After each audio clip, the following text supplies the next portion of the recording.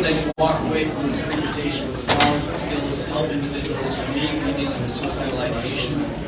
So this program was developed in conjunction between WDBA and UW Forefront's Suicide Prevention Program, and it's my absolute pleasure and honor to introduce Mr. Brett Bass, who is here to facilitate this training today. A little bit about him. We have some legitimate information to give and some maybe sillier information to give as well. As you'll notice, he has an absolutely fantastic mustache. Please feel free to comb it to your pleasure. In addition to that, he has this cat that joins us in every single Zoom meeting that we attend. Her name is Lulu. She's very friendly. But on a more serious note, Brett Bass comes from a military background. He served in the Marines for how many years? 13 years, yes. So if you have a favorite crayon color of your choice, like Marines to start in Marines, blue apparently is a favorite choice. But I'm going to go ahead and hand it off to Brett so that he can give a little bit more information about himself, and then we will kick this training off. All right, now we'd like to have the suicide prevention part at the very end, so everyone's spirits are crushed by the time we leave, right? I don't tend to be a very somber person, and I do want to sort of check in with you guys about that. I know that the subject matter is heavy. Suicide is a very serious topic, and so at some point it's sort of determined like, oh, maybe you should tone down your wackiness a little bit. Let me know. I'd be happy to get a little more straight here. So that's okay. So, Eric, thank you so much. We joked about the mustache and cat information, and I'm glad to see that prophecy came true. So I like to joke that I was the most hated man in the Marine Corps, that I was a reservist MP from the Air Wing, so it's like a trifecta, like all the things everyone likes to make fun of. But I promise I'm otherwise a nice guy. I was never assigned to the Provost Marshal's office, so I've never written a speeding ticket, so please don't hold that against me. I went to Lafayette, Kuwait, Afghanistan, very briefly to a country called Kyrgyzstan, which I had not necessarily heard of until shortly prior to my arrival. It's a very cool experience. It's like 12 degrees in Manas, so that was fun. So I manage the Safer Home Suicide Aware program for Forefront Suicide Prevention. Forefront is a center of excellence at the University of Washington School of Social Work. Center of Excellence means there's like an on-campus education role to it. So we kind of function like a nonprofit. We exist to innovate, incubate, and scale suicide prevention programs to solve problems that are not currently being answered by extant work. So that's sort of what I do. The program is focused on what's called people, means, safety, which will be a component of this. So this is sort of focused more on how people attempt as opposed to why. And today's training is going to cover some of that work. So we can sort of flavor of that. And my colleagues, Zach and Erica, have a little booth set up. Some of you guys probably got like a free gun safe for them. Who raised your hand if you've seen my colleagues got like a free gun safe for medication lockbox? Wow, we ran out of equipment, only 3 of you guys did. I was thinking we're doing like 10 or 15 interactions over this 2-day thing, and like we had like 30. So we did not come loaded for bear this time. I apologize, but you can scan QR code and still access that. Anyway, that's all that. I've got a clicker now, so I've got power.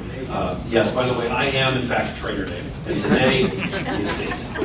As we sort of move through this, I kind of cut out a little this stuff. So that's behold my credentials and role. The training department is somewhat siloed from what they do, and as a consequence, they have a template which apparently is non-editable except by the training department. So, not the end of the world, folks. PowerPoint is kind of the bane of my existence after 13 years in uniform, so I hope you guys can muddle through with me as best we can. So this is Forefront's mission. Sort of here's what we are, here's what we're not. As I mentioned, we exist to innovate, incubate, and scale responses to the suicide problems that we encounter. The first step in a comprehensive suicide prevention program is describing and characterizing the population. And so having done so, we can look and say, how can we put together programming that helps that particular population, et cetera. Basically what I'm getting at, here's what we're not. Suicide is serious and people often need crisis care, but that's not what my organization provides. So if you call 988, the new suicide prevention lifeline, or you text 741, I regret to inform you don't get to talk to me or any of my excellent staff. We exist in a program space. We're much more sort of public health adjacent. We're not a direct service center for crisis response. And so in the event you have somebody who is in need of some sort of psychiatric care, that would be something you would want us to deal with through somebody who's a mental health professional as opposed to somebody who is a glorified state agent, bureaucrat, sort of want to be like me. So But don't worry, I do move heavy objects regularly for what I do, so I can still remember what a good day's work looks like. So as we kind of move through this, just generalized housekeeping stuff, we're going to try to get through this more or less on time. In the event I am not moving quickly enough or I'm going too quickly, Eric is going to start throwing things at me, which I might tolerate if he does for comedic effect anyway. So there's that. If you have questions, let us know in the. I don't like doing that. I don't like to park questions. If you have one, raise your hand. We'll address it there if it's at all possible to do so during the presentation. The idea of like siloing this someplace else, I mean, this feels like disrespectful to the audience. So I don't prefer that. So anyway, as we continue, again, if this topic is heavy and you need to take a moment for yourself, feel free to do so.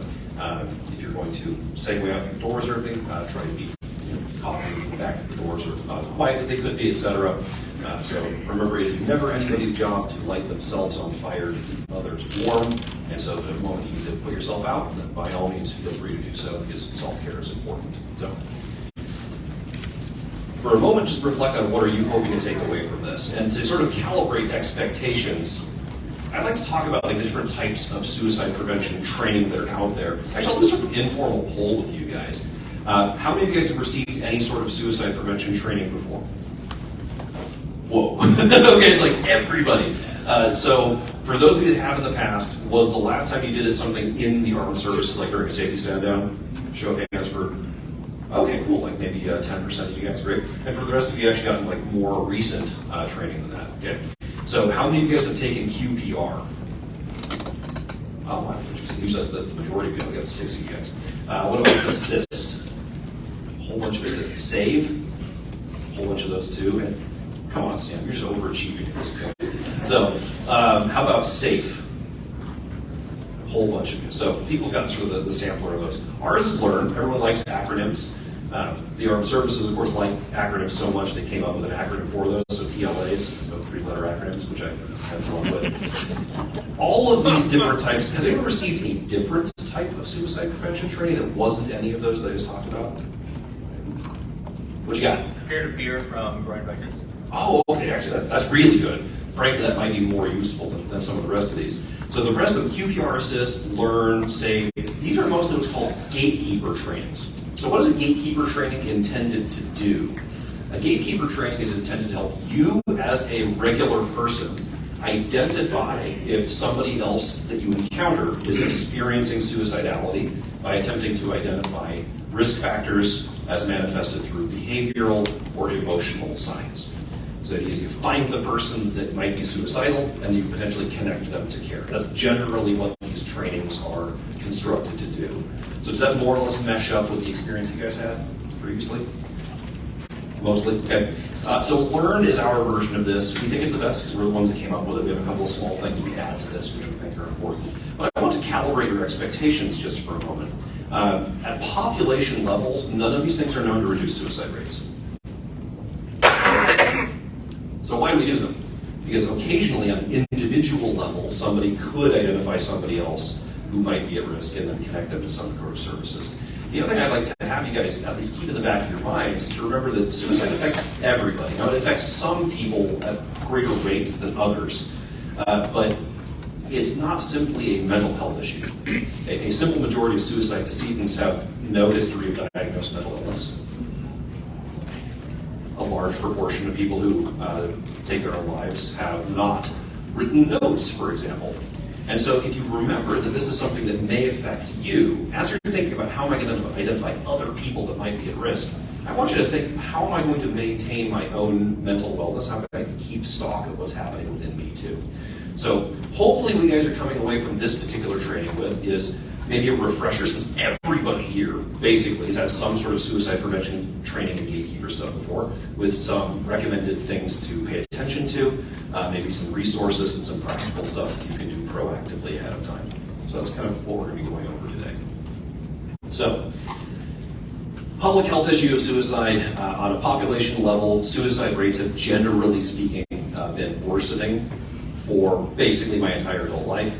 This is something that affects all communities and all peoples in the United States within those different populations and demographics. Some people are more heavily affected than others, and regrettably, those of us that have served in the armed services do experience suicide rates at a higher proportion than the general public who's not served in uniform. So as we're moving through this, we want you to be able to identify other things. So warning signs, how you can identify them. Are there life experiences? Are there symptomatic presentations of depression or other things that you can look at?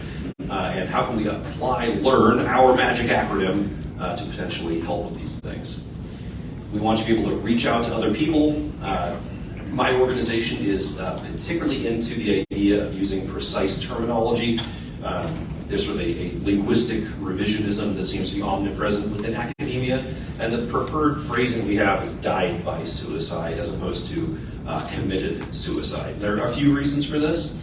In some circles, the idea like committing something has a negative connotation to it. People get committed to psychiatric institutions, people commit crimes, but people die from suicide. So you wouldn't say that somebody committed heart disease, you would say that somebody died as a result of it. So we try to use terminology that's a little bit more precise and potentially less stigmatizing. So that's something that my organization challenges people to do, is say died by suicide, took his or her own life, etc., as opposed to committed suicide. 24-hour crisis resources. Are you guys familiar with 988?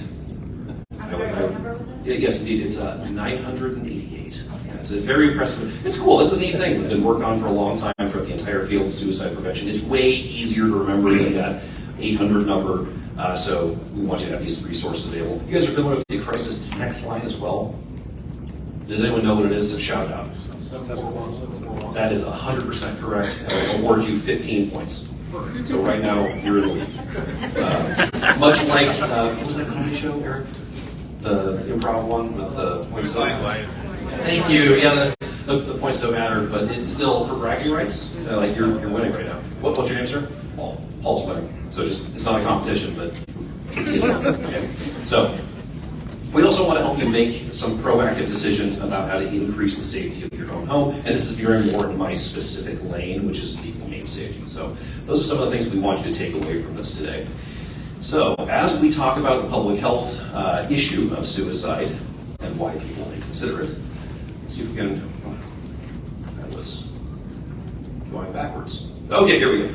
We're going to share some data with you guys. So data and statistics, this is also known as orientation within public health circles. Often people are unaware of what problems look like. We call it orientation failure. So as we mentioned, affects everybody. Asking the question, by the way, like, are you thinking about killing yourself? Like, that is not known on a large scale to like plant the seed and like cause people to do it. So we'd like you to feel comfortable in asking the question. Suicide is statistically rare, though. So one of the challenges with this is that the field of suicidology, sort of in general, is A, scientific, which is good. Science is a way of understanding the world as it exists. Is it the only way? No. There's also experiential knowledge. If I walk down the street and it's sunny and I have to squint, it's not that I did a randomized controlled trial to determine that the sun was shining, it's that it was sunny and I had to squint. Right? Now, personal experience is fallible, right? It's subjective. So science is an empirical system by which people can rigorously test things, and we can determine a higher degree of veracity, right? Science is one way of knowing things. Science is probably among the best ways of knowing things, and suicidology being one of those fields of science, it's a way. However, based on how science works with like sample sizes and the strength of studies, suicide is still a relatively rare event at population levels. The field is relatively young, and so there's quite a bit that we don't know, too. So we want to be able to make sure that we're humble enough to recognize the limitations of the empiricism that we use to sort of formulate our knowledge here. So suicide is rarely monocausal. You can almost always tell when somebody's hypothesis is junk when they say, I know it's easy, it's because of this one thing. It's like you see those things on the internet, like this one easy trick and doctors hate him, right? It's a reason to scam because it's monocausal. Like there's almost never one easy trick. You know, like what's the secret to being in good shape? Like it's not one thing. It's like genetic predisposition and exercise and diet and dedication and drive and like factors supporting you in doing all this. It's not just one thing. It's a lot. Suicide is the same way. So it's often the case that survivor-guided advocacy latches onto one particular thing. Like, if only I'd seen X, or it's because we had this big fight. This is where we're veering out of empiricism and more into like the subjective part of it. So give yourselves a bit of grace and understand that suicide is complex, and because it's complex and we don't know everything, we want to be able to take into account that mosaic approach of like all the other things that take into account. So what protects against suicide? So we have risk factors, we have protective factors. There are a number of things that can help. So connections, generally speaking, the more connected somebody is socially to other people, the better off they're going to be. Remember that human beings are pack animals. When we evolved, we did so in large groups. This is why we get along really well like horses and dogs, because those are also pack animals. And this is why I am the outlier, because I like cats, because cats are not pack animals, and as a result, like there's this mutually exclusive like permanent gap between us and them, and that was funnier in my mind. It didn't land with you there, that's fine. So understand the more connected you are to some sort of social fabric, be it a family, be it your church, be it a community organization, be it a team, if you're on team sports or anything, a bowling league, anything where you're regularly interacting with people that know, like, and support you, hopefully love you too, right? The better off you're going to be. So when it pertains to like veterans, thinking about like when you're in the armed services, you're with all of your buddies, all of your bros, or your lady bros, right? So there's other people that you've worked with, you've trained with, you've lived with, you've slept with, you've probably done terrible things while drunk with, etc. And you have a lot of connection between a lot of folks. And when you get out of the armed services, all of a sudden those things will be taken away from you. So the act of getting out of uniform is often a risk factor in and of itself, because it reduces one of your protective factors, which is connection to family and community, etc. Limited access to lethal methods. So in the event somebody is symptomatically depressed, actively suicidal, and has a plan, but is in a hypothetical starless void in which nothing fatal is present, that person will not die. Unless there's no oxygen in the starless void. I should have thought about that. So thank you for the courtesy laughter. I appreciate that. So if somebody cannot access something fatal, even in the middle of an existential suicidal crisis, they're not going to die. So exposure to fatal things, bridges to jump off of, medications to overdose on, firearms, blades, sharp objects, etc., that does pose some degree of risk. People who lack coping and problem-solving skills. Like the more resilient you can make yourself, the easier it is for you to deal with complex and stressful things, the more likely it is that you're going to do well in a crisis, in general, as well as for mental health purposes and for suicide prevention. Then care, like the ability to access useful medical and mental health care. There's a large proportion of suicide decedents who have recently been admitted to an emergency department for serious some sort of injury or sickness. Right? Anything that places you out of whack, puts you off balance, can increase your risk factors and decrease your protective factors. So here we have the data, the numbers, the statistics, the fun parts. Fatal outcomes. This is for 2020. One of the nice things about our training department is that they actually update these slides regularly, so like I don't have to. Flip side, they didn't put my name on this one, so like the numbers are more important than I am. I'm just some guy. I work here, right? So we can see a large number of lives lost to suicide, nearly 46,000 of them. 12th leading cause of all death as of 2020. Of course, the data skews a little bit because we had some sort of respiratory disease. I saw this on the news. Did you hear about this? People got like a serious respiratory disease. It was highly. I appreciate the courtesy laughter. I'm trying to keep it lighthearted because this is a serious and kind of downer topic. So it used to be more like the 8th to 10th, and because of the different types of illnesses and whatnot, it's still way up there. Right? Suicide is still an extremely common cause of fatality in the United States. And then the highest per capita rates. We talked a little bit about demographics earlier. If you have mismatched chromosomes. So if you have a Y chromosome, like, why am I taking this training? Sorry, you are at elevated risk of suicide. It doesn't give us a lot of opportunities for like specific outreach and intervention, but it's just something to take note of. And then Native American populations also an extremely high rate of suicide. White males between 35 and 64 account for like the largest bulk of the high numbers too. So as we start like rolling through here, it is harder to parse data on suicide attempts. Just in the event there's somebody who goes to an emergency department, they may or may not disclose it was a suicide attempt. In the event it is an attempt that doesn't result in hospitalization, they may not tell anybody. So it's challenging to parse this data, but this is at least what we know. A fairly large number of suicide attempts every year, and one attempt roughly every 30 seconds or so. That's kind of sobering. We've also seen an uptick in attempt-like behaviors amongst youth. So even though youth suicide decedents represent perhaps 7% of all suicide fatalities, the rate is increasing in that population faster than it is within other cohorts right now today due to a large combination of complex social factors. Yes, sir? Why is the white man? Boy, if I could tell you that, like, I would be out of a job tomorrow. We have fixed the problem, everything's better. Don't know. A combination of complex factors, but it's really, really high.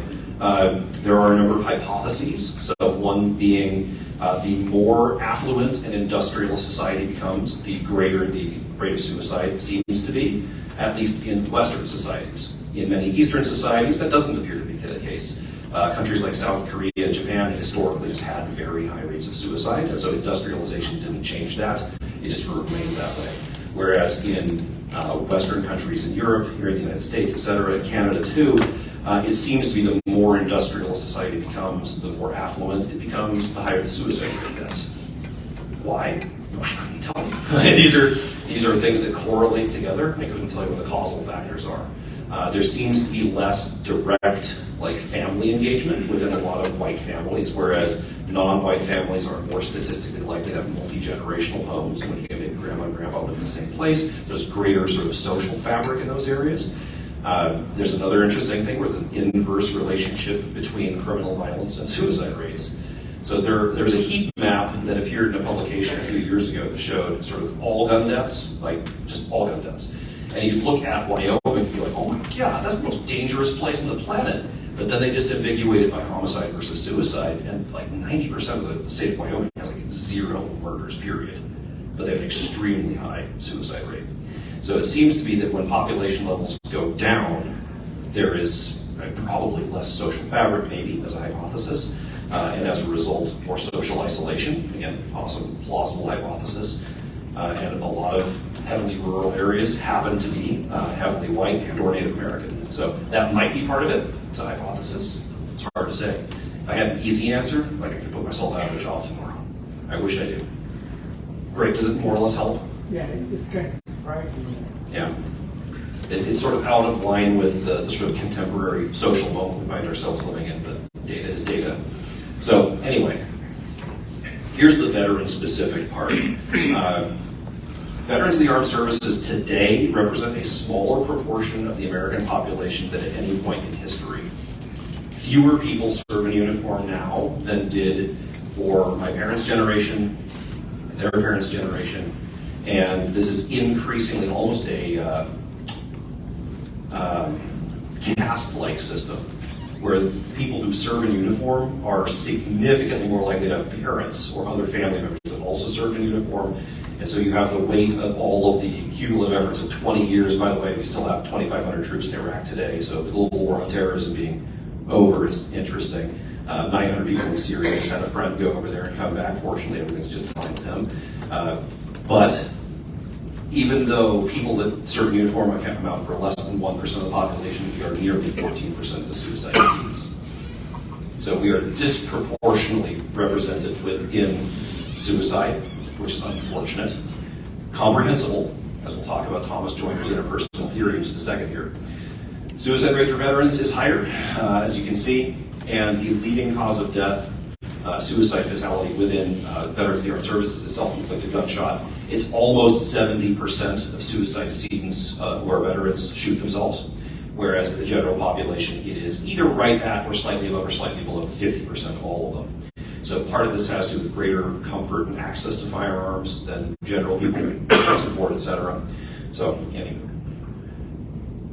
Here's Thomas Joyner's interpersonal theory. So this is the unsatisfying but most scientific answer we have to the question of why do people kill themselves? So Thomas Joyner is one of the folks who are at the forefront, no pun intended, of the field of suicide prevention. No, he doesn't work for my agency, but I did get to meet him at the AAS conference earlier this year. So within his interpersonal theory, we have 3 overlapping things here. We have feeling alone. This is perceived as a thwarted belongingness. Feeling a burden, which is perceived burdensomeness. And it says capability for suicide. The way he says a little more academically is acquired capability. And what he's talking about there is some combination of a mental willingness to engage in self-harm and endure pain, and sometimes that also overlaps with an experiential knowledge of how to use certain things in a way that can cause death. So let's think a little bit about military service. Let's say you exit from the armed services like we just talked about, and all of a sudden all of the support structures that you had. So if you need to have something pay-related taken care of, where do you go? S1, that's right. Do they fix the problem? No. No, they don't. But you still go there. You go through the motions, and like the random corporal behind the desk is like, oh, actually, we're going to go to chow until 1400 today. So anyway, so still, you know what you're supposed to do. You're supposed to go there.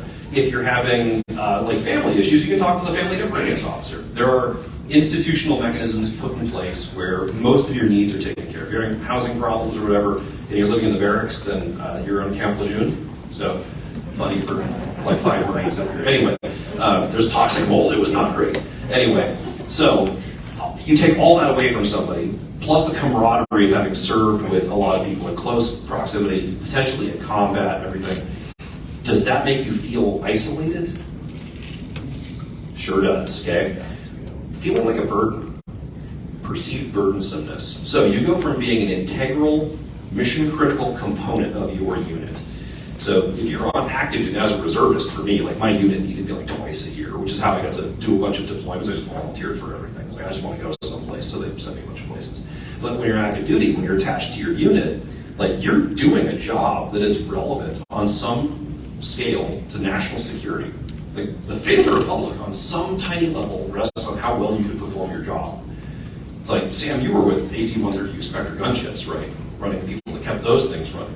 So if there's this, if you're not familiar with an AC-130 uniform, it's a C-130 cargo plane, but instead of cargo, it's got lots of guns in it. It is the most metal America thing ever. It has a howitzer in it. Like an artillery piece sticking out of a cargo plane.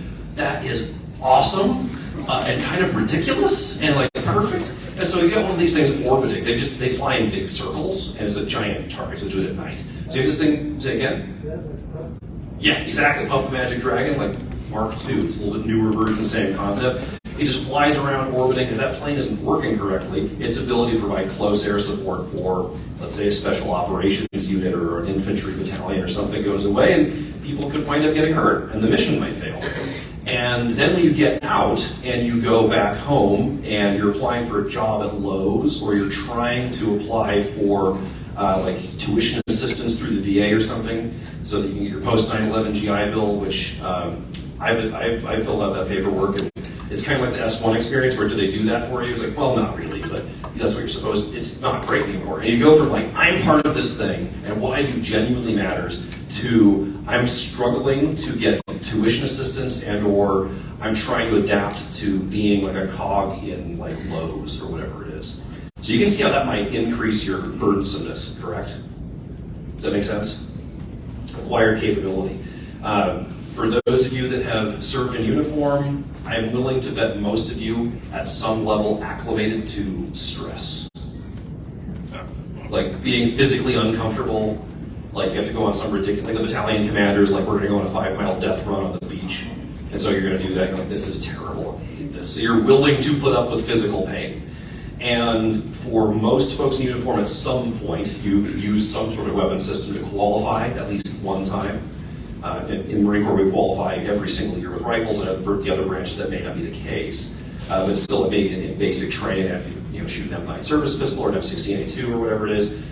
You've used a firearm, right? Maybe let's say you're in a medical unit, and you're a Greenside corpsman or something, and as a result, you have some access to things like morphine. And part of your training is how not to give somebody too much of it because it might kill them. So you have some degree of like willingness to endure physical pain and some degree of experiential knowledge of how to use things in a way that can result in fatality. So you can see that like military service creates quite a bit of these factors.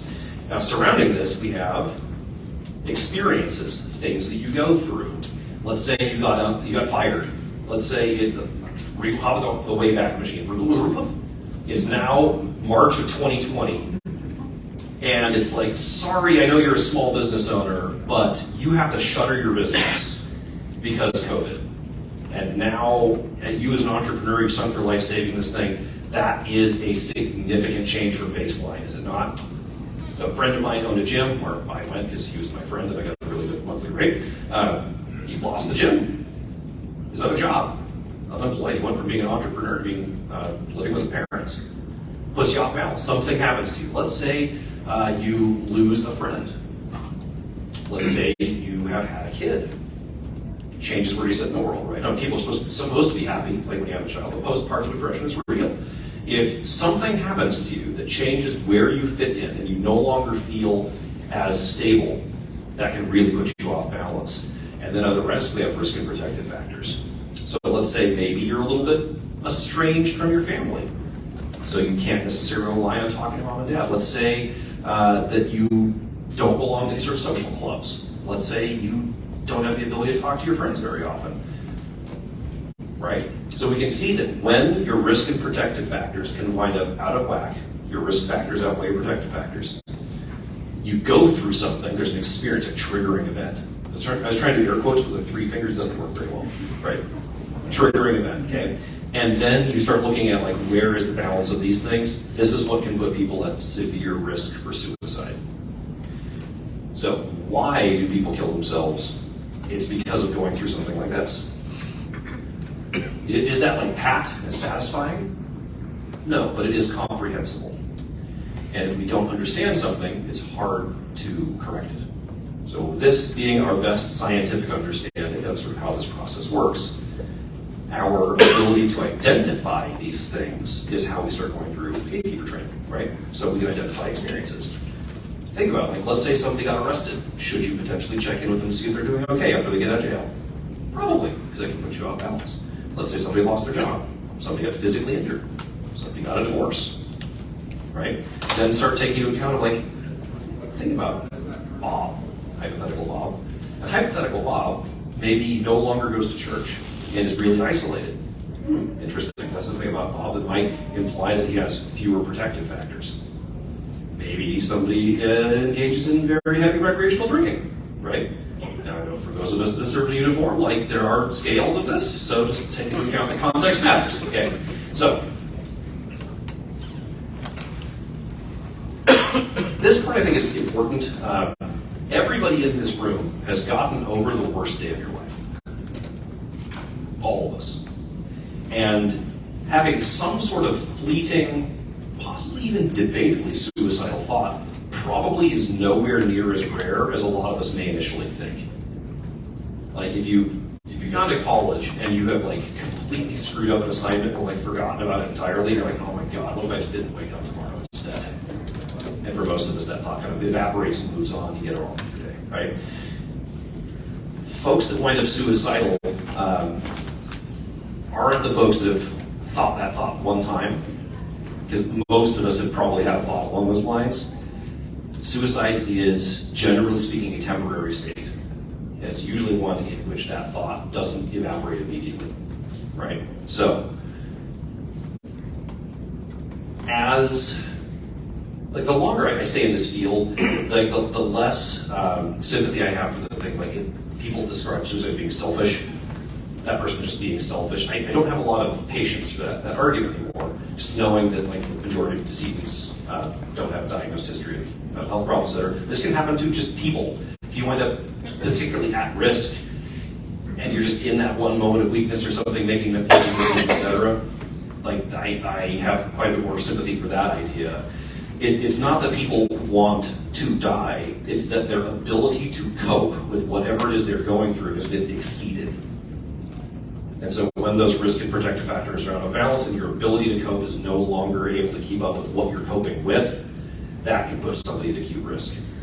It's not somebody, generally speaking, that's like, I need to die. It's, I don't know how to live with this pain anymore, and it keeps happening. There's nothing else that people can think of, right? So, as I mentioned earlier, my organization is very big on sort of language policing. We prefer people to say, took their own lives, died by suicide, things of that nature. We prefer to have people avoid saying committed suicide. I won't belabor that point. I think I danced around the topic on that pretty well earlier. So, learning objective number 2. Anyone have any questions so far?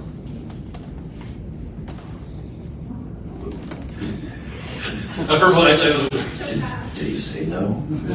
So maybe I misheard. You did say no, so we're moving on. So we want to understand and be ready to support people who may be at risk. So here's our model. This is our acronym. Be prepared. There will be a test later. And I made that up. There is no test.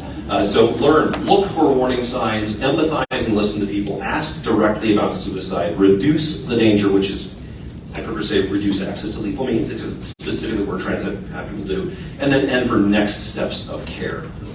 Anyway, looking for warning signs. Let's do that. Let's look for some warning signs here. What are some emotional things that you might notice in somebody who might be considering suicide? What do you think? Crying. Withdrawal, anger, moodiness, or it's really extroverted when they're not normally. Yeah, absolutely. Yeah. Yes, sir. Is that dissociative? Yeah, totally. Like somebody's sad all the time and they were very outgoing, outspoken, and now that person is super quiet for weeks. Big change from emotional baseline. You don't have a friend like Eeyore. I have an Eeyore friend, and my Eeyore friend is all of a sudden super gregarious and outgoing. That's what I'm looking for. If you've got a really extroverted friend, all of a sudden it's just shut down. Then yeah, that's also a big change. So, what about things people do, actions they take? What are some things that people do that might indicate they are considering or significantly at risk of suicide? Give stuff away. Giving stuff away, yeah. Particularly pets, by the way. The Humane Society out in California had this huge rash of people dropping their dogs off and just never coming back. And so they changed their policies and procedures to ask, could you give us 2 references for emergency contacts at the specific location where you're going? Because it turned out people dropping their pets off because they were planning on taking their own lives. So anyway, other actions, things people do. I heard one over here. Cutting off ties, yeah, removing people from your life. Yeah, I'm a burden, I don't want to drag them down with me. Yeah, totally. What else? Hit it. Continuously saying sorry. Ooh, interesting. Apologizing. Yeah, that's one I haven't heard before. What else? Spending a bunch of money. Yeah. Run that credit card all the way to the limit. So you can think of some things you might observe somebody doing, that stands out to me. What about drinking or using recreational drugs way more? Trying to find ways to cope with stuff? Sure, yeah. What about experiences? What are some things that people might go through? I spoiled the ending. I talked about a lot earlier. What are some things people might go through that might indicate they're at risk of or considering suicide? Breakups, huge one, yeah. Sexual assault, yeah. Yeah, what else? Loss of loved ones. Loss of loved ones, yes. Yeah. Getting fired from the job. Getting fired, yeah, totally. Anyone else got one? Getting a new job. Getting a new job, yeah. Totally. You're out of whack. You're oh my God, I got some imposter syndrome going on. I'm not ready for this. Totally.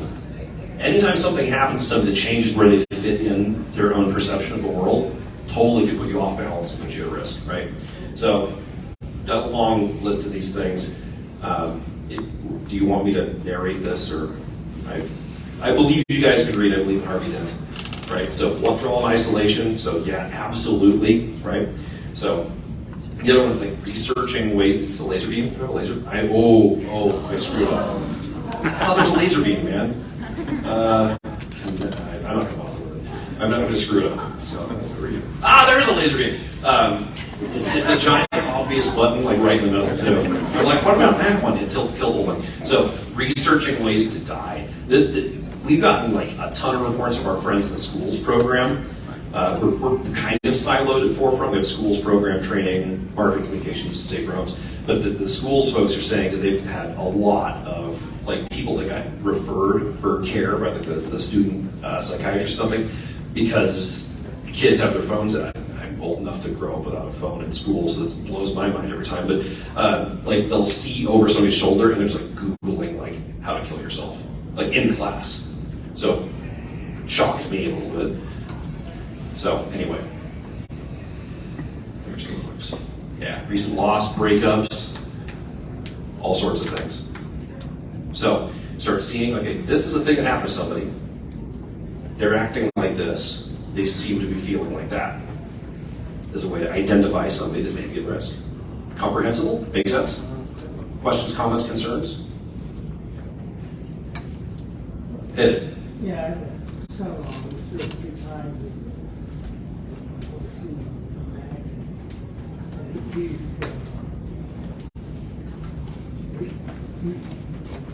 brags about it. Could that be that? Possibly. Possibly. That could be any number of things. Maybe using braggadocio to cover up for some degree of guilt or shame. Maybe some light sociopathy sprinkled in there because like response to trauma, stress, and a number of other things. Like I know that the armed services, like you're trained, like go kill the enemy, and like killing the enemy is also saving your friends. So there could be a maladaptive version of that. There could be a poorly articulated but healthier version of that too. It's hard to say, but it could be a warning sign. Yeah. Yes. So, yeah, my roommate, she decided to take a whole look. I cannot stand the color. I'm sorry, I recommended the blue crayons. Her side of the wall. And while we were out, there wasn't any kind of sun. She was quiet always in class, and she's really exceptional. But she came home exactly perfect. When we came home. So, we didn't see anything. Yeah. Like I said, one of the limitations to gatekeeper training is the majority of decedents do not exhibit obvious warning signs. And one of the challenges to the field, sort of kind of off script a little bit, I apologize, but I think it's an important point, is like, I think you should give yourself grace. It shouldn't be the case that everyone drags themselves like, why didn't I see it? Why couldn't I identify these signs? For some people, they don't manifest them. And the challenge with survivor-guided advocacy, which is what dominates the field of suicide prevention, is that the starting point is the dead person. And the human brain is the most sophisticated pattern recognizing machine that we know of. It starts thinking like, okay, this is the pattern, I should have seen these warning signs, I should have, to the point where it might start inventing patterns of behavior that didn't actually manifest. They weren't real, but the human brain thinks they are. And so suicide prevention is dominated by stuff like this. And a gatekeeper training, I don't want to like undersell and be like, you guys should leave because it's pointless. Because again, it can help, it can. A lot of folks, even if it's not a clear majority who experience suicidality, do suffer symptoms like this. However, it's not the case that everybody does. So I hope you don't feel guilty because I don't think you should. Yeah.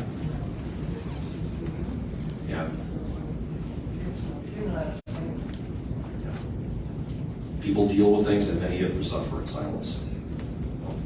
Still terrible. I'm sorry about that. So,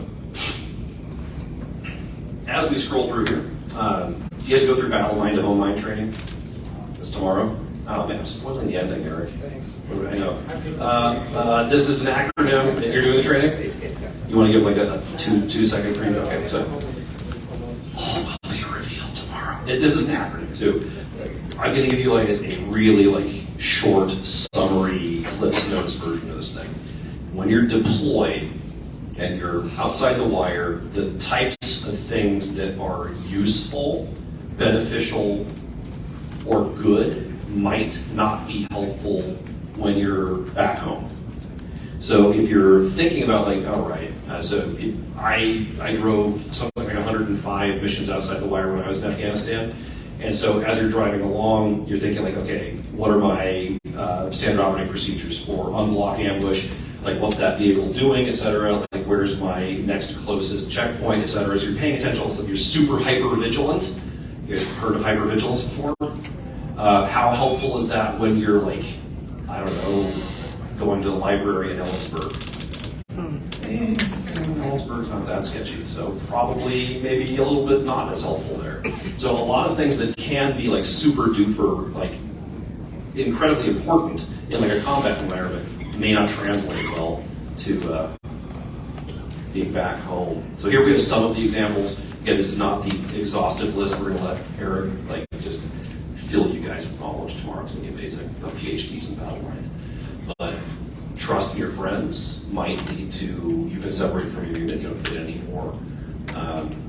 Like accountability, being a need for like maladaptive control, like being lethally armed, for example. Like if you're going out on a patrol, like you have to be carrying your rifle or your TO weapon, whatever it is, because in the event you get ambushed, you need to be able to defend yourselves and locate, close with, or destroy the enemy by fire, maneuver, repel the enemy's assault by fire, close combat, right?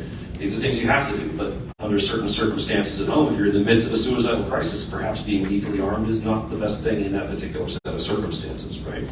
So, as we're looking at being somebody from the armed services, understand these are the areas where our risk and protective factors are more likely to be put out of whack. Okay?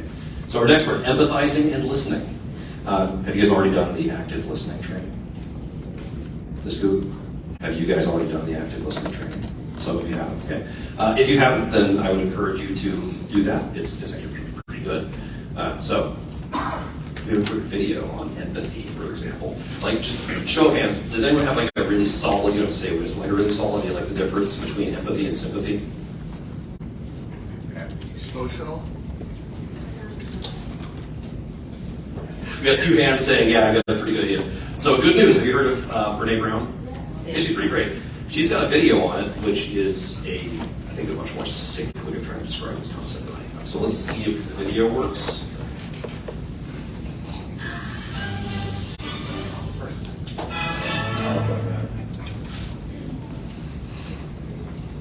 So what is empathy, and why is it very different than sympathy? Empathy fuels connection. Sympathy drives disconnection. Empathy, it's very interesting. Teresa Wiseman is a nursing scholar who studied professions, very diverse professions where empathy is relevant, and came up with 4 qualities of empathy.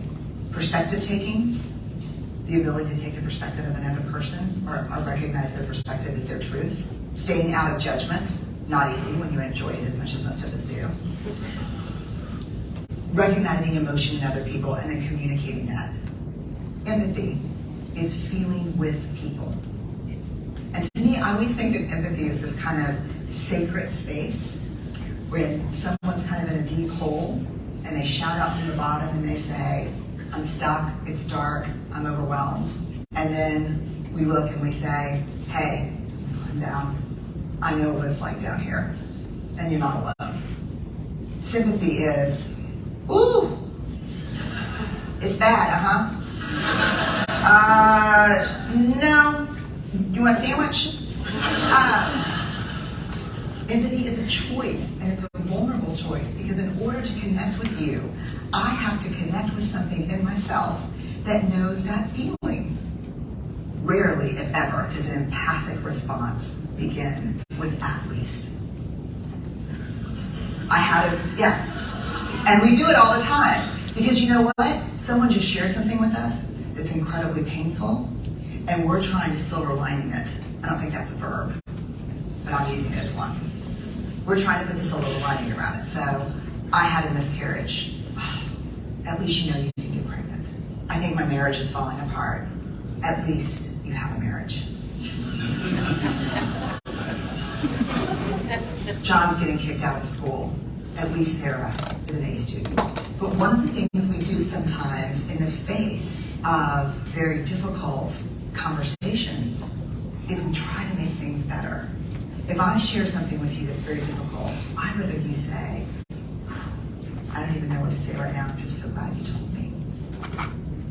Because the truth is, rarely can a response make something better. What makes something better is connection.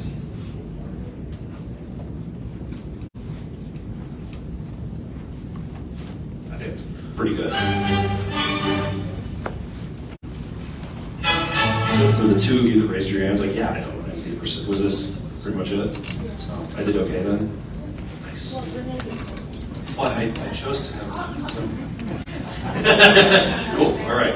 So yeah, I am just as guilty of conflating these two things as the next person, right? I do want to put the silver lining on things. It's a way of like, I don't know what to say because this is really hard.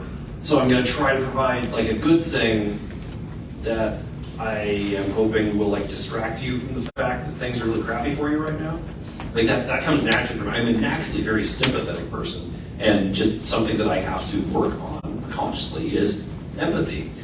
So there are things that you can say instead of "at least." For example, like they talk about like I don't know what to say. Like I'm really happy that you were willing to share that with me. I'm really sorry.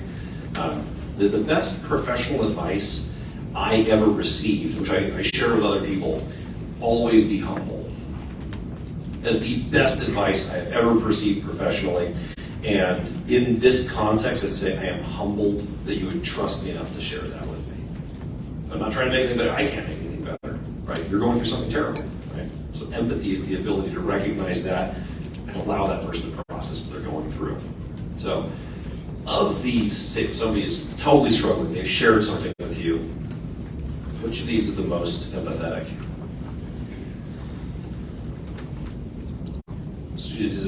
Anyone feel a lot of no's there? Okay, moving on.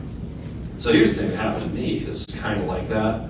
And I think people do this without trying to be douchebags. They're trying to like connect, like I have also experienced a thing, but they don't know what to say. So just understand that it probably isn't going to help very much. So you don't have to share a story about you.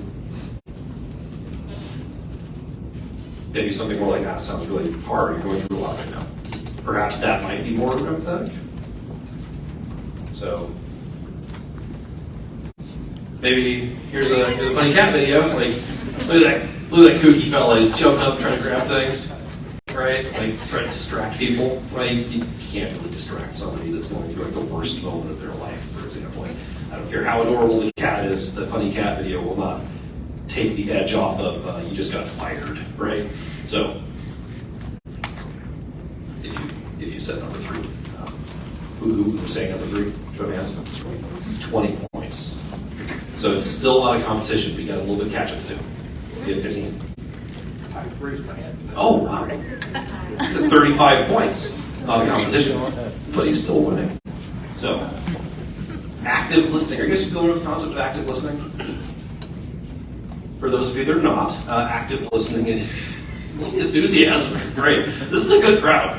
Normally, like the last training of the day, like the energy levels are like kind of low, and it's kind of a struggle. You guys are doing great. So. We had snacks before. I snack. I sprinkled snacks with methamphetamine.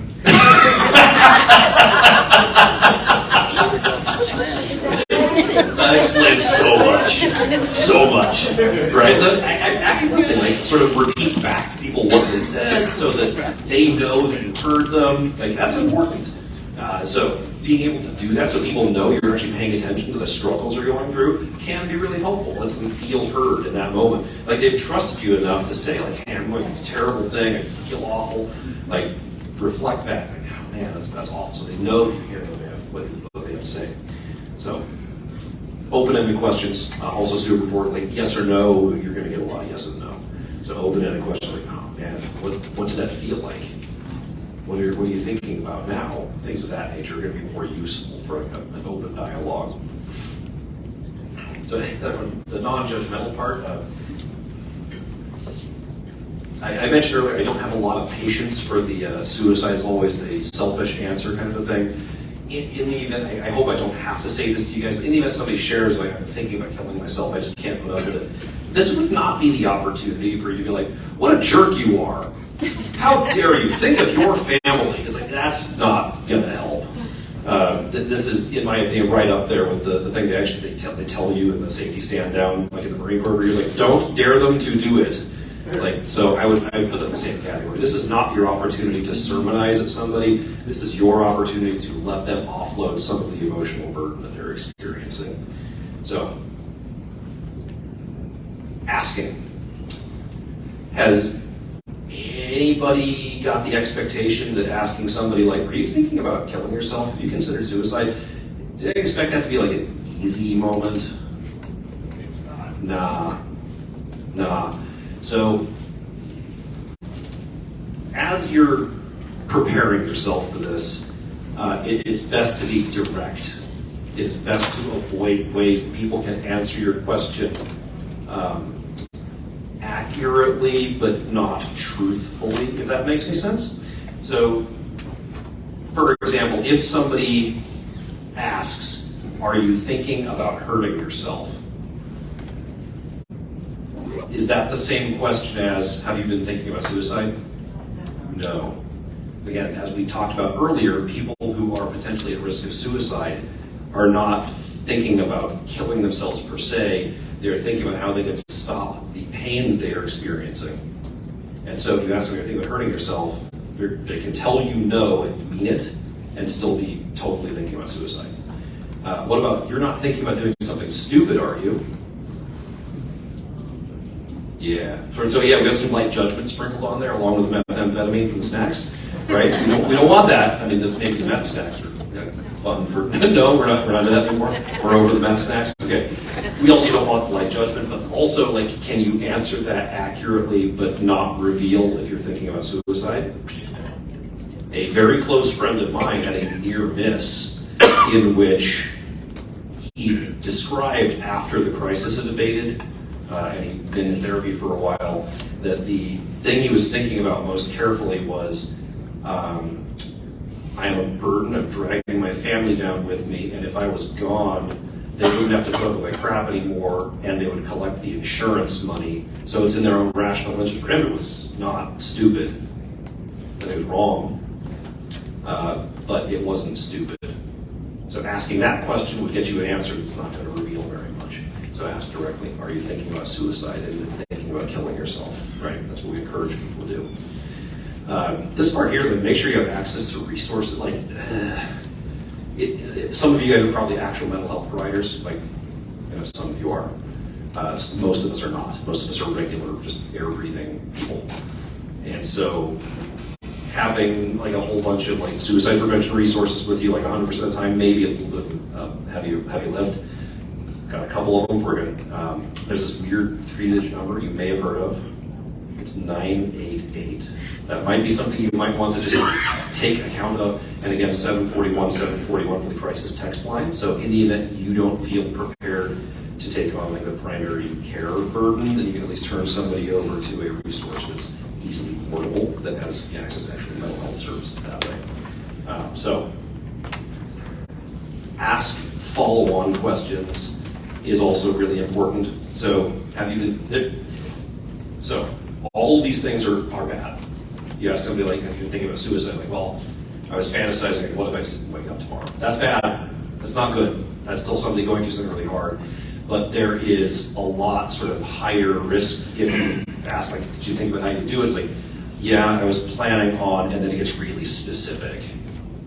Like, if it's really specific, the suicidal mind is borderline hypnotic. It gives you a concept, and then you start filling in blanks, and it's the only thing you can think about. You have no control over anything else in your life, so what do? You fixate on this one self-destructive thought, and it gets bigger and bigger and more detailed and more detailed. So the difference between, like, I've thought vaguely about ending my life, and on the 4th of July at 10 a.m., I'm going to go to this specific location and use this specific thing to kill myself. Like, they're both bad.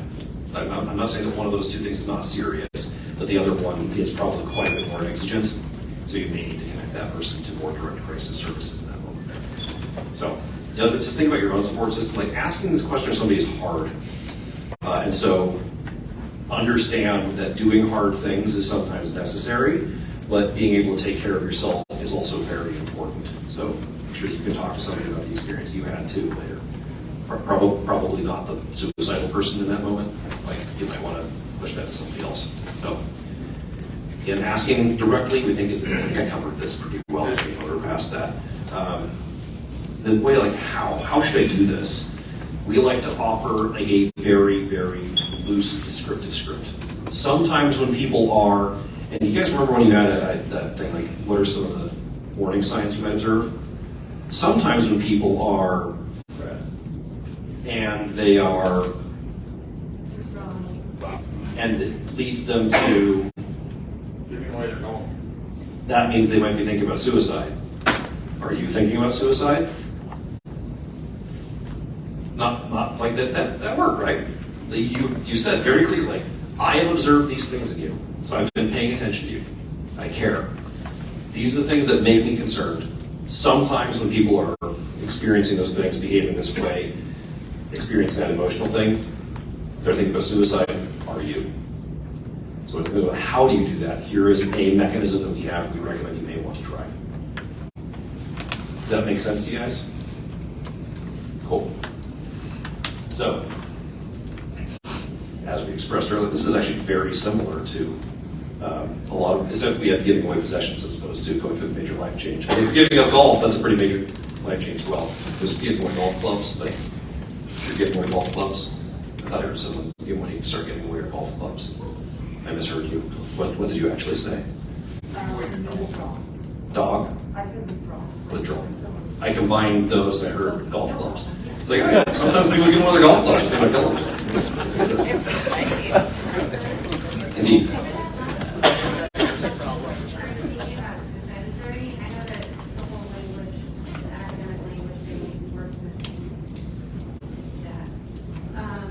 But are you thinking about, technically we've all been thinking about suicide for an hour and a half right now. So like, is there any thought about the difference between, are you thinking about suicide and are you thinking about killing yourself? There might be. I will say that I am unconvinced by a lot of the language police stuff that's really prevalent within my field. I think there are definitely places where there have been people, like individual people that said, like, when you said that my son died of suicide as opposed to killing himself, I felt so much like reaffirmed. So there have been people that said that. Frankly, I think this is an individual intervention versus a public health one. So if there is one, I don't know about it, between killed self versus suicide. Anyway, great question. When should you ask? I don't care about those. I care about this one. That's the only one I care about. So like, if you people will find every excuse and opportunity under the sun to not take action. I'm old enough to remember if you see something, say something. I think I've had a conversation, like immediately after 9/11, like the National Guard is in all the airports. And it's like, if you see something, say something. I wear two hats. In my other line of work, I'm a rifle and pistol marksmanship instructor for a gun club on the west side. And so in teaching people about like active shooter preparedness response and whatnot, people will go to incredible lengths to not like feel as though they have to do anything. So the San Bernardino Massacre, as an example, in the sort of post-event interviews that the police did with all of the neighbors of the jihadists that shot all those people, literally every single one of them said on numerous occasions I had seen things that made me deeply concerned and I didn't say anything because I didn't want to make anyone upset. So in the event that your gut tells you something is wrong, even if you cannot articulate it well, that doesn't mean that you should ignore it. Just because you don't know how to say what is making you uncomfortable doesn't mean that it isn't there for a reason, right? So in the event you feel uncomfortable, your gut tells you, like, my hypothetical friend Bob might be thinking about hurting himself, killing himself, doing some sort of thing along those lines, say something. It is better to have an upset friend than a dead one, in my opinion. So the only one of these I care about is your gut tells you. That's all I care about. Otherwise, people can like overanalyze this stuff. Like, well, there's multiple warning signs. I've only seen 2, and maybe 3 is actually the cutoff point I should worry about. And I didn't see like a huge change in behavior. Maybe it was subtle enough that people will talk themselves out of having any sort of uncomfortable conversation. Yes, sir. So I have a very specific other line of work. I'm a first responder. Outstanding. We ask that question every day of people. And we don't know people long enough to know if there's multiple signs or if there's big changes. If we have to make an instant on your gut, and we're trained to ask, have you made a plan? Instead of, are you thinking about suicide? We're more put you in the ambulance to get you there now than anything else. But yeah, we ask it all the time. I totally co-sign that. Totally. Again, if you're doing this for folks that you don't even know well, like you should at least be able to bring the same degree of routine care to people that are close to you, in my opinion. So, gold star, in addition to 35 points. Let's say they say no. You're like, hey, are you thinking? Do you have a plan? Have you been thinking about killing yourself? Let's say like I'm really struggling, but no, I haven't been thinking about that. This would not be your opportunity to be like, oh, thank God. No, this is still the opportunity for you to exercise some empathy and show them you care, right? You're like, oh, like that's great. I always like to engage people like proactive planning, and like if you did wind up in that state, would you trust me enough to tell me? Or if you don't, maybe it's like a work colleague. Like it's not like the person you go to. Like, is there somebody that you would trust enough to talk to about this? If you did, who are they?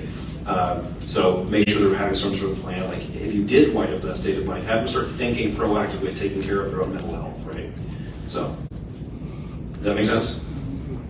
Let's say they say yes. Yeah, and have you think about it. Yeah.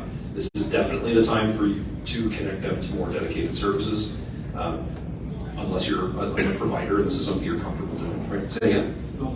Don't leave a person in crisis. Never leave a person in crisis alone, right? So I like to recognize people. Like, thank you for your honesty.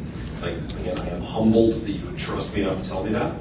And then we're looking at connecting them to more things. Also, take it seriously. I know that in the armed services, we often have a dark gallows sense of humor. And for those of you that have not served in uniform, it might be somewhat shocking to be like, where the hell is Jones? Well, Jones was in formation because he missed the bus or whatever it is. He should probably just go kill himself then. Like, common joke. Like, Sam and I are kind of giggling about it. And now I feel a little bit uncomfortable. But yeah, that's the thing that's like routine in the armed services. Like, I understand context matters, right? So for a lot of folks that have served in uniform, like joking about suicide is somewhat common and a little bit normalized, right? But still, it's important. Like, if you've gotten to the point where like, my gut told me something is seriously wrong, again, you've asked them in that moment of like vulnerability, take it seriously if they tell you, and don't look for an opportunity to get out of it. So, our step, this is where I hang out. This is my forte. This is reduce danger is what they phrase here. Say reduce access to lethal means. So, reducing danger, in this case, reducing access to lethal means making having a relationship with somebody. If I don't know somebody very well, it's going to be real weird if I'm like, hey man, I know you're really struggling right now. Can I hold on to all your guns? Like that's a conversation for somebody I know better, right? Like I have very close friends. Yeah, and also frankly, I have enough of them that it's like I'm just not going to be in my house because it would be impractical to get all of the firearms out because the gun safe weighs 600 pounds, right? So your ability to have these sort of dialogues will have some degree of context requirements to it. So identifying other people who can help family members, etc. Like, hey, you might want to have your parents see to dispensing your medication for you so you're not tempted to overdose on it. Like, hey, are there other people that maybe you go to the range with all the time, might be able to blow all your firearms? Could you disassemble them? Like maybe have somebody else hold the firing pins, for example. The big VA has a program called Freeze the Keys, which is kind of cool. So like lock your keys to be unsafe and then freeze the keys in a glass of water, so it takes a long time to thaw it out. Kind of neat. So there's options here, and your ability to figure out like which of those make sense does have to do with the relationships that person has other than you too. So last part is like it says, or you proactively reduce danger in your own home. The very short version of that is like just secure storage of commonly used lethal means is very important at reducing overall suicide risk. So hidden is not the same thing as secure. How many, show of hands, how many of you when you were children, or I guess as adults, kind of weird, found the Christmas presents that your parents bought for you? Yeah, that's damn near 100%, okay? Children are kittens with opposable thumbs. They will get into everything, okay? And so, oh, don't worry, my kids won't be able to find my giant bottle of Vicodin or my 12 gauge or whatever. Like, that just isn't plausible. And human beings, including children, are smart enough to find stuff. So secured means locked away, so there's some sort of physical barrier preventing access or use. So this is going back to the idea of like, have you put a plan together, right? You start asking somebody the follow-on questions to like whether or not they are suicidal, they identify they are. You start asking, have you thought about how you do it? Do you have a plan? Is there a specific way you've been thinking about doing so? Do you have that thing would probably be a plausible follow-on question to that. So for example, like, have you been thinking about killing yourself? Like, yeah, I've been thinking about it. Have you thought about how you do it? I was thinking I would start the engine of my 1968 Ford Shelby Mustang, and I would just expire in carbon monoxide. Okay. Do you have a 1968 Ford Shelby Mustang? No, I don't have one of those. Okay, maybe the perceived danger is a little bit less. But if they did, like, hey, can I drive like the world's coolest Ford Mustang? Like, might be parked in my house for a while, so you're not around that thing, so you're not tempted to use it. By the way, if I had a Shelby Mustang of that vintage, I probably wouldn't let anybody drive it. But that said, if you have that access thing, maybe you shouldn't in this particular moment of crisis, right? So have you thought about when you might do it? Follow-on question, it may be important. The key thing we want to do is put time and distance in between somebody who is suicidal and access to the thing that they were planning on using in the suicide attempt. So, things that we recommend people control access to, the obvious ones. Firearms due to high case fatality rate. In the United States, there is really nothing more fatal than attempting to kill yourself by self-inflicted gunshot. In some South Asian countries, the only thing that is more fatal is self-immolation, which is culturally more like lighting yourself on fire. That case fatality rate is sky high, but it's culturally unknown in the United States. The other thing, even though case fatality rate is relatively low, the giant majority of attempts are done with medication overdose. Do you guys know, by the way, what the Poison Center says the top 3 things used in overdose attempts are? And? Melatonin. Yeah, ibuprofen, Tylenol, melatonin. Melatonin, by the way, I don't believe you can kill yourself with. I don't think it has an LD50. The people know it's a sleep aid, and so they have it. People will attempt with what they have handy, just what's available to them, and so this is why denying access or delaying access to lethal things in the environment is part of people being safety here. So we recommend locking all firearms up proactively. Right? Yes, sir. Yes, sir. Can you say those 3 things again? Couldn't hear it in the back. Yeah, per the Poison Control Center, the 3 most common things people use in medication overdose attempts are melatonin, ibuprofen, and Tylenol. So people are generally a lot more aware of like the risks associated with Vicodin, Oxy, things of that nature. I think the scary sounding opiates and whatnot, but it's the over-the-counter stuff people have that they attempt with because they're just in more environments. So like whatever's more available is more likely to be used in the attempt. We recommend locking up all the medications. We also recommend locking up all the firearms. I live with a roommate that I've known since the 3rd grade and my cat. I have no children. I am not at all concerned with my cat getting into my giant pile of AR-15s. However, I live within easy walking distance of a high school. I am not bashful about what I do for a living, and I absolutely will not be a statistic where kid breaks into man's house, steals a gun, and kills himself with it. That will not be me. So unless I am in active control of the firearm or firearms that I have at that moment, all of my guns are locked up. I recommend, unless you're in control of it in that moment, secure them, right? So in the event this turns into I am not doing well right now, and I need to have somebody else hold on to these for you, there are options.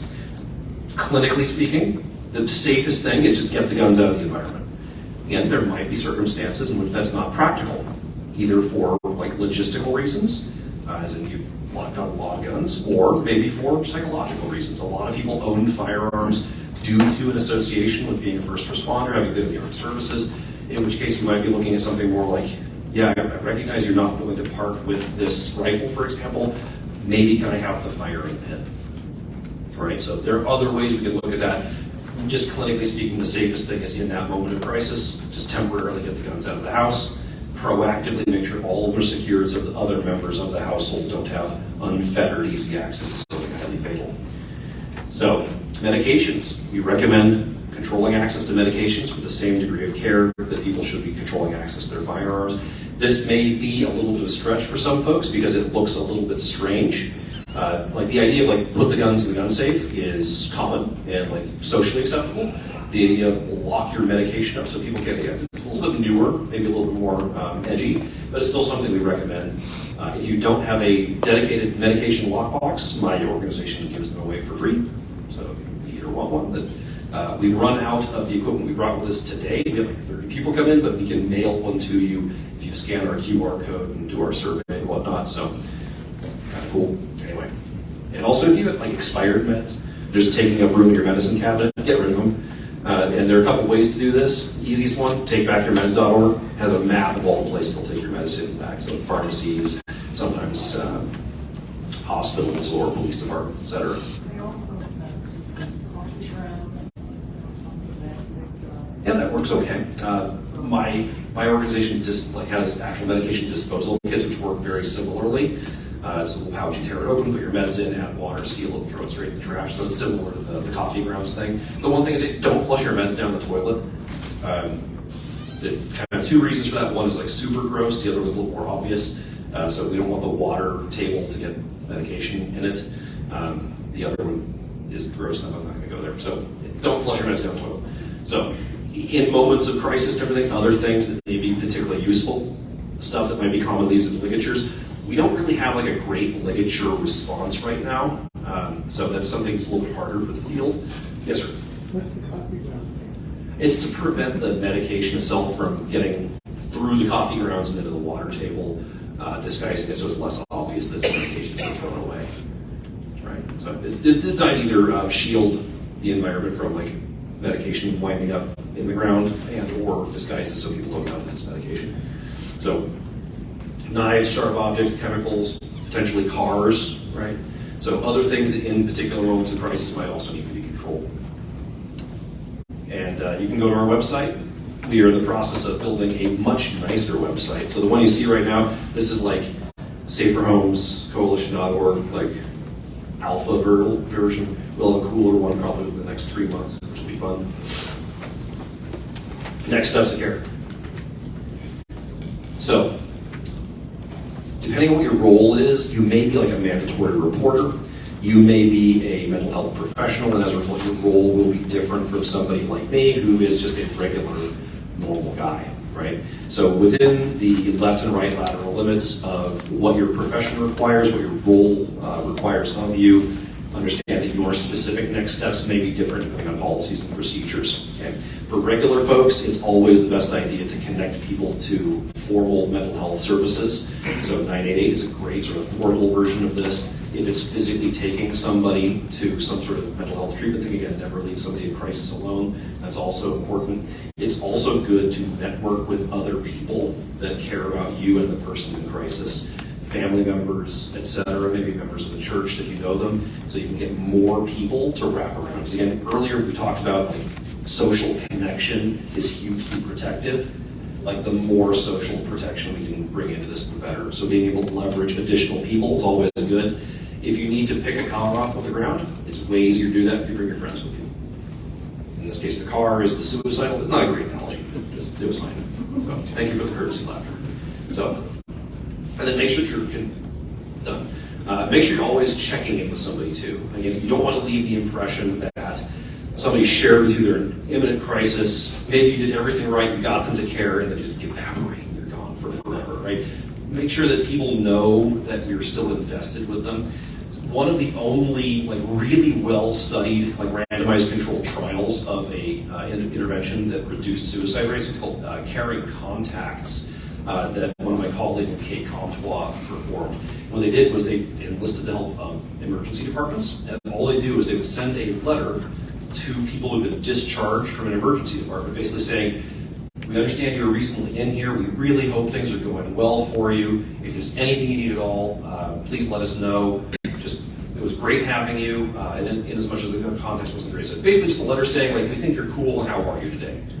And that simple message like reduced suicide rates for people that discharge from emergency departments. Just letting people know that you care. So there's a nonprofit, which I've seen their signs up everywhere here in Wenatchee called 7 Seconds, but it only takes 7 seconds to make a connection with somebody. I would debate the scientific validity of that. But still, I mean, like I think the message behind is good. Just let people know that you care about them, keep checking in. Other resources, guess what? This one is from our friends here at WDA. It's really good. So it's got a cool dog logo, and people like dogs. Right? I'm on Team Cat, but like I still like dogs. Right? 741, you can text HEAL to it. I've seen various things about what word you should text. I don't believe it matters. I trolled through their website for a while trying to figure out like why people are recommending text different words to it. I think it's a geographic identifier, but I think you can just text it. I don't think it matters. And again, what's the new version of this? Everyone gets a silver star for that, like right there next to the gold one. So, yes, sir. I've got one more really good one. It's a national crisis line for vets out of Rutgers University. Vets The number 4, warriors.com. That's for warriors.com. Great. 855-838-8255. But it was founded by a retired Army Major General who lost 2 sons to suicide. One was a warrior, one was not. And so it comes from a very deep place, and they're there 24/7. And yet they match you up with a battle buddy. Same gender, same branch, same in West, maybe, but they give you somebody you can really relate to. That's great. That's for warriors.com. That's for the number 4, warriors.com. Also worth putting your Rolodex. 10 points? 10 points. Rolodex. Wait, who knows what a Rolodex is? Okay, all right. Okay, I feel better now. I'm not that old yet. Okay, so we want to be able to apply this in a practice scenario. We're like 8 minutes left. I'm not going to put you guys through the practice scenario. Normally it's like having you rehearse, like asking a question of your neighbors, etc. We only have 90 minutes for this one as opposed to the typical 2 hours. So I deem you all to have passed. 5 points. All right, so do you remember the previous speaker that was up here? Peter Schmidt? Do you remember how he was way better than me? I hope you guys like him, because he's back.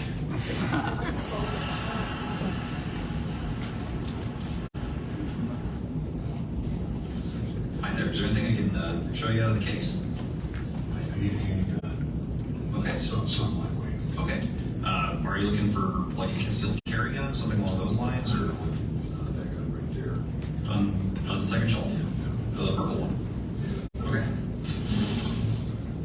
All right. So this is a SIG P238. It's a relatively small, fairly lightweight pistol. Have you ever shot a little 380 like this before? I've good guns. I know about guns. How much? I strongly recommend trying first if you're not familiar with this particular model. Have you talked to our range staff? We have a pretty rounds program. I'm not here to cause any issues or anything. Can you fill out that Uncle Sam paperwork? And my wife. I have guns. I had guns like this before. My ex-wife sold them out for me a year ago, and that's why she became my ex-wife. I just want a gun now. But yeah, I gotta ask. You seem a little agitated. Are you okay? Yeah, I'm okay. I'm great. I'm fine. Okay. You don't necessarily seem like you're doing great. Is there anybody else you want to come back later or something? No. If you're not going to sell me the gun, then I'm just going to find someplace that will. Before you go, I gotta ask. By any chance, are you a veteran? I am. What branch?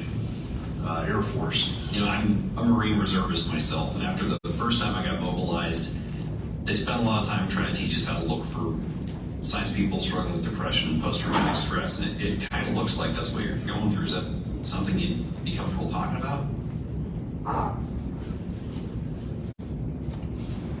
And I'm remembering things I'm trying to unremember and things that I wish I'd never seen.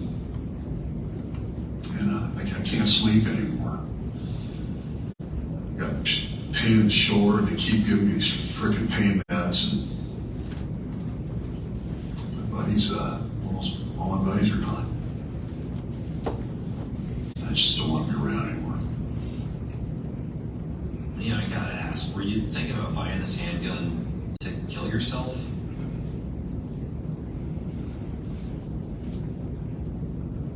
Thought crossed my mind. Have you considered calling the suicide crisis hotline? No, I'm not interested in crisis lines. Do you have any kids or grandkids? I've got one kid, one little guy I hardly get to see. Because if you wind up taking your own life, he's never going to have the opportunity to see you again. And when I was growing up, my grandpa was really important to me. He's one of the hardest working men I've ever known. And if you wind up killing yourself, he's never going to have the opportunity to get to know you. And I think that maybe you owe it to him to at least give it a try, give the hotline a call.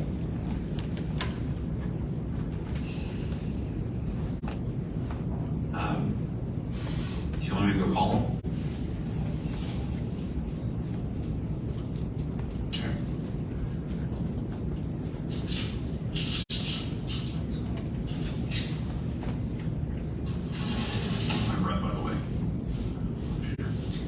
Let's go give him a call.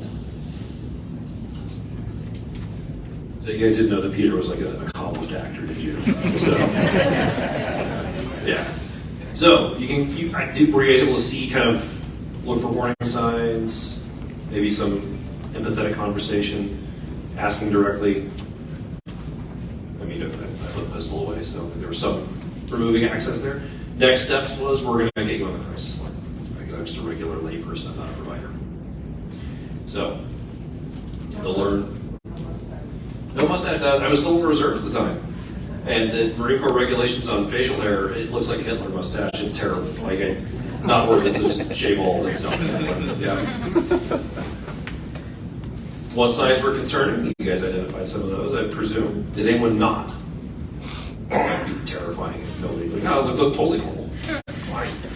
Right? Was empathy displayed? I tried.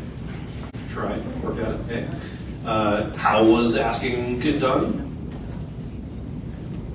Were you thinking about buying this gun to kill yourself? How do they assess removing and reducing danger? Well, I put the thing away and put it back in the display case. What next steps were taken? Upheld the crisis line. Cool. So this is how we're going to do practice now, which again, congratulations. Practice complete due to the sort of abridged version of today's training here. So, reviewing. Do you guys have any questions about the data of the public health issue and like why people may consider suicide? One bit of positive news. We've been saying that 22 veterans a day take their own lives. It's not true. That number's coming down. It's more like 17 or 18 right now. Yes. It's coming down statistically. Yes. There is some good news. Yes. Actually kind of a twofold thing. For one, yes, we're making progress. So when we invest large amounts of resources into addressing the problem, we're making headway. There's also an interesting bureaucratic reason why 22 came out. I'll share with you later. It's kind of interesting. It has to do with the VA wanted more money. Anyway, questions about identifying warning signs, being ready to ask somebody? So how do you go about asking the question? Okay, and like mechanically, like sometimes when people are depressed or and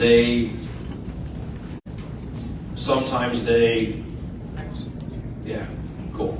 I feel good about that. I feel very edified. And this sort of happened. We practiced a little bit. We all saw it. Everyone heard the practice, right? Okay, we have witnesses now. Okay. So we want you to be able to use what you learned to take with you. We want you to take proactive steps to make your home safer against it. It is not the same thing as security. If you can't afford a gun safe, like I kind of won't believe you a little bit. Washington State does not tax the sale of gun safes at all. Zero tax on sales or use for these things. So you go to Cabela's, like how much for that one? Like $200. You give me $200, they give you a gun safe. And if you want to get a small one, my organization will give you one for free. So it's freemium. Liberty HD50 fits in with a 5-inch barrel service pistol. You can also get a medication lockbox from us too if you don't have one of those. So again, we have this sort of language policing thing, died by suicide as opposed to committed suicide for the reasons we discussed earlier. And you guys know there's a phone number for this. What's it again? 13 and a half points. Yeah. Cool. So that's all we've got right now. This last little bit here, we've got a QR code for the post-training survey, which was, believe it or not, an emphatic requirement from the WDVA that if we did not include in this final slide, I would be like exorcised from the building and never allowed to return again. And Tom was like really emphatic about it. So please complete our post-assessment. That is all that I have for you. Eric, how do we do for time? Absolutely perfect. Yes.